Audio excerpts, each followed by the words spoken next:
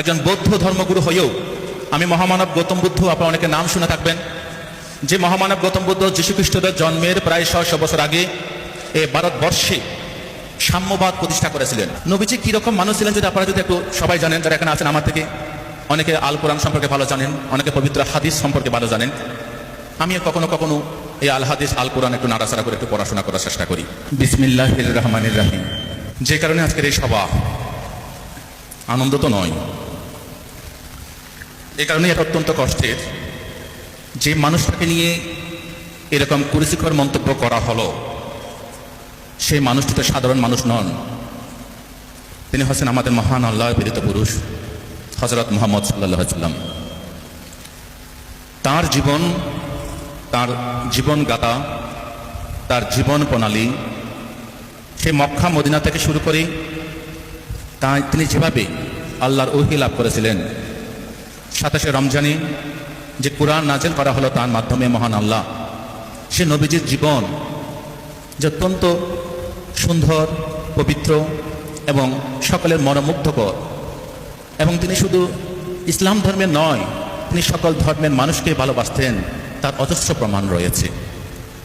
সেরকম মানুষ সম্পর্কে মন্তব্য করা, তাকে ছোট করার চেষ্টা করা, তার সম্পর্কে কুরুচিকর মন্তব্য করা, এটা শুধুমাত্র মুসলিম সমাজের উপর আঘাত নয়, এটা আমরা যারা ভারতবর্ষের সাধারণ মানুষ আছি, যারা সম্প্রীতির মানুষ আছি, যারা আমরা বিশ্বাস করি ভারতবর্ষে যতটুকু অধিকার হিন্দুদের রয়েছে ততটুকু অধিকার রয়েছে মুসলমানদের, সেই মানুষগুলোর কাছে অত্যন্ত কষ্টের, অত্যন্ত বেদনার। তাই একজন বৌদ্ধ ধর্মগুরু হয়েও আমি মহামানব গৌতম বুদ্ধ, আপনারা অনেকে নাম শুনে থাকবেন, যে মহামানব গৌতম বুদ্ধ যীশুখ্রিস্টের জন্মের প্রায় 600 বছর আগে এই ভারতবর্ষে সাম্যবাদ প্রতিষ্ঠা করেছিলেন, মানুষের মধ্যে ইকুয়ালিটি প্রতিষ্ঠা করেছিলেন, মানুষের মধ্যে হিউম্যানিটি প্রতিষ্ঠা করেছিলেন, মানুষের মধ্যে মানবাধিকারের সূচনা করেছিলেন। সে ভগবান গৌতম বুদ্ধের একজন আমি শিষ্য। যে বুদ্ধ বলে গেছিলেন অহিংসা পরম ধর্ম। এই অহিংসা পরম ধর্মের আদর্শ আমরা যুগে যুগে দেখতে পাই সকল মানুষের মধ্যেই। তাই নবীজি কিরকম মানুষ ছিলেন যদি আপনারা যদি একটু সবাই জানেন, যারা এখানে আছেন আমার থেকে অনেকে আল কোরআন সম্পর্কে ভালো জানেন, অনেকে পবিত্র হাদিস সম্পর্কে ভালো জানেন। আমি কখনো কখনো এই আল হাদিস আল কোরআন একটু নাড়াচাড়া করে একটু পড়াশোনা করার চেষ্টা করি।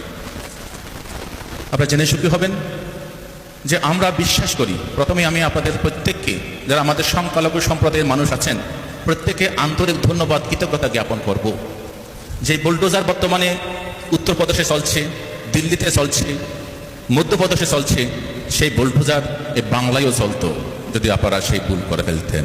আপনারা ভুল করেননি, আপনারা সাম্প্রদায়িক শক্তিকে হটাবার জন্য বাংলার মা মাটি মানুষকে ক্ষমতায়